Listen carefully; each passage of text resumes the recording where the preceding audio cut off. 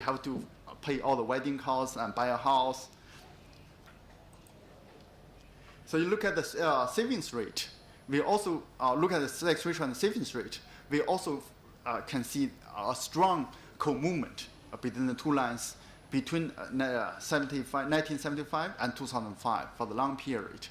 So there's co-movement. We publish a paper in Journal of Political Economy. In the paper, we calculate the contributions of rising sex ratio to rising savings rate.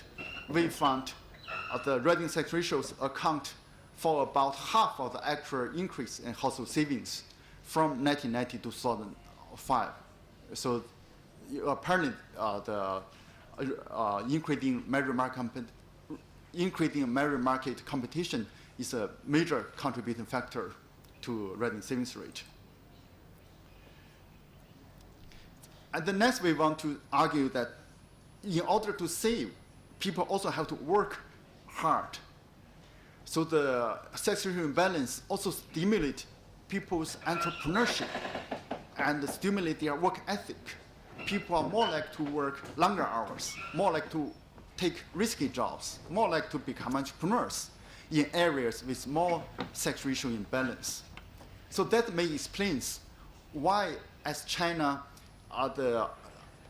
appreciate its currency, the trade imbalance actually increase because rising labor productivity.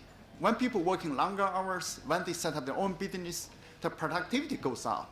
So the rising productivity offset the rising values of the renminbi. So that's one reason. So I'm writing a serious paper to show this. So we show that, for example, in this table, we run regressions for family with a son and family with a daughter in relation to local sex ratios. We found the family in areas, the first column you can see in areas with high sex ratio, families with sons are more likely to become entrepreneurs.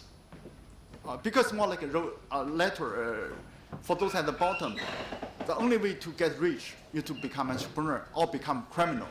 So you have take some high risk, high payoff jobs. If you succeed, your son gets married. If not, nothing to lose because already you are in the bottom. But for the family with daughters, we can see the local sex ratios doesn't have impact on the entrepreneurship decision.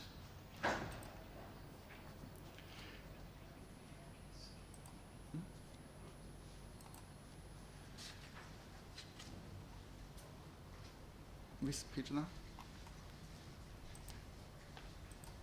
Another move? Oh, okay, I can use this one. So there's another evidence, so we can keep going. As if you plot the growth rate of private firms over time from 1995 to 2004, we calculate based on the national census, economic census, and the initial sex ratios. We found also there's a positive relationship. In areas with higher sex ratio, the growth rate of private firms is higher. We can also run some quantitative analysis, do some quantitative analysis to see how the number of private firms are related to the initial sex ratio by controlling for different variables. If you look at the column, you can see the sex ratio variables is always significant and positive in most of the cases. So if you look at the economic significance, we found an increase in the sex ratio by 3 basis points in the sample period will account for 47% of the actual increase in number of private firms in rural areas. And will account for 20% of actual increase in number of firms in urban areas. So the increasing entrepreneurship definitely is correlated with the degree of marriage market competitions. Now let's look at another outcome variable. That's whether people in each area, people are more likely to take dangerous or unpleasant jobs. So we define the dangerous job as jobs in mining, construction, or job with exposures to extreme heat, extreme cold, or hazardous materials. So these are the scenes of the construction migrant workers. You can see in families with sons, they are more likely to take a dangerous job. So you look at the first column, the coefficient is highly significant. In comparison, families with daughters are not affected by the local sex ratios. We also look at the number of off-farm working days. We look at the migrant workers. We basically define this as like migrant workers. People work on the outside 3 months, more than 3 months. We find family with sons are more likely to work off farms, work elsewhere, far away from their homes. But family with daughters are not affected by local sex ratios. They apparently in area with more severe labor market competition, families with sons are more likely to, parents are more likely to become migrant workers. So we found an increase in sex ratio by 9 basis points from 1990 to 2007 will account for about, will lead to 3 more working days of off-farm work. That is about 10% of the annual, the average off-farm working days. And also will increase the probability of taking a risky job by or about 1/3. So the people are more like by 1/3 of the increase their probability by 1/3 to work in taking risky jobs. So we, based on these numbers, we argue that rising labor productivity is the growth people's hard work and entrepreneurship contribute to rising labor productivity, which in turn contribute to the Chinese economic growth. This growth outweighs the speed of Chinese yuan's appreciation. But we know that as people compete too much, there are many negative consequences. First of all, they will left very little money for invisible consumption. This will reduce, result in domestic imbalance, that is over savings and under consumption. You can see all the construction scenes. This I took a photo 2 years ago.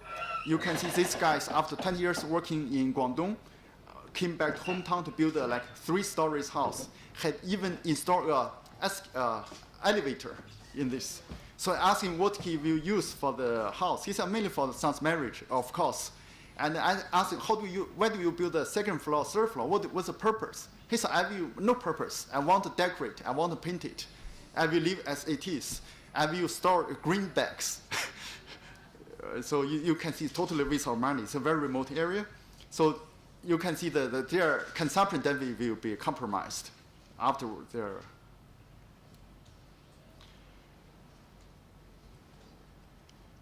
So as the parent with sons compete too hard, they feel exhausted. Here we show a number based on Chinese Central TV survey, annual survey.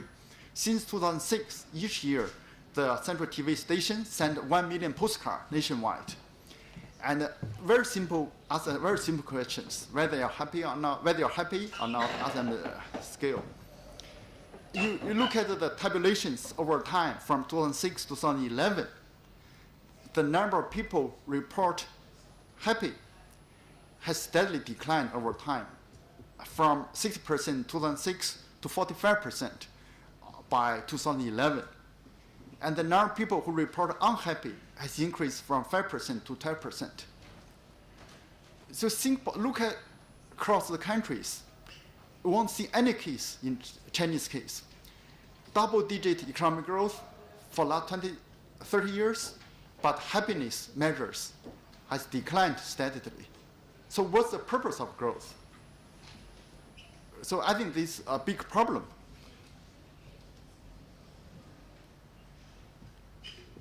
So that's the negative impact on happiness. Another negative impact is on work-related death and work-related injuries.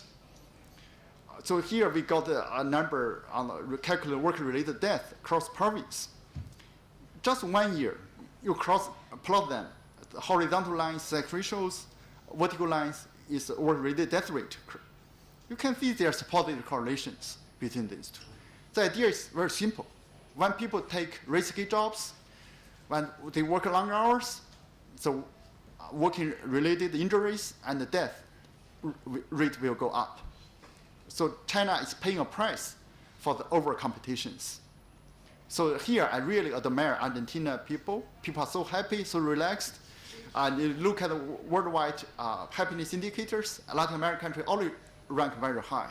Sometimes I would think about what the purpose of life. We should work hard or we should enjoy life. So I think for Chinese, we should really reflect on this to learn from more experience from Latin American countries. So as Professor Tsai has pointed out, recently the government has loosened the one-child policy by allowing married couples in which just one parent is from only child to have allowed them to have 2 children. So I think the policy will have implications on Chinese savings, housing market, growth models, and also maybe have some trade implications for, with other developed countries, maybe Latin American countries. So if their married market essentially become more imbalanced, the housing market, the bubble may collapse, and they may disrupt the construction sector, which in turn we may have reduced the import for raw materials from other countries. So there's implications for the real estate sector and also have some trade implications. So let me stop here. If you're interested in my work related to sex ratios, you can go to my website to find the papers. Thank you.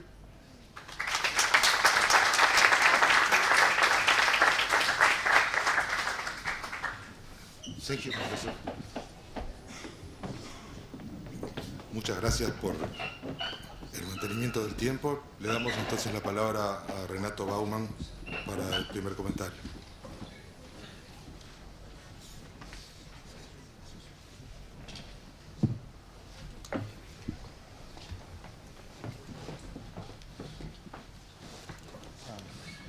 Well, thank you very much to the organizers for inviting me to this, not only this interesting seminar, but even more than anything, the opportunity to listen to these 2 very interesting and provocative presentations.